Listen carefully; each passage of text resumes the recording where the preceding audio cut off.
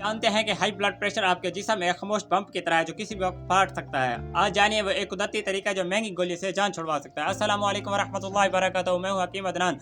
दोस्तों, high blood pressure एक खामोश कातिल है जो खामोशी से हमारे दिल और गुर्दों को नुकसान पहुंचाता है। आज मैं आपको बताऊंगा कि आप अपनी ज़िंदगी में थोड़ी सी तब्दीली लाकर इसे काबू कर सकते हैं। वजूहात के बारे में बात करें तो ज़्यादा नमक का इस्तेमाल, ज़हनी तनाव, गुस्सा और खून का गाढ़ा होना ब्लड प्रेशर बढ़ने की वजूहात हैं। अगर आपको सर के पिछले हिस्से में दर्द रहता है या अचानक घबराहट होती है तो इसे नज़रअंदाज ना करें।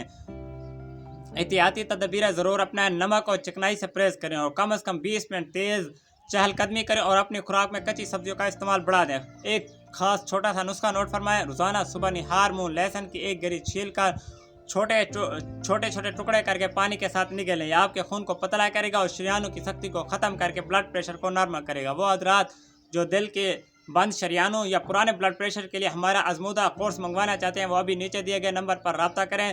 पूरे पाकिस्तान में होम डिलीवरी की सहूलत दस्तियाब है। कल इंशाल्लाह एक नए टॉपिक के साथ बात करेंगे। अल्लाह हाफिज़।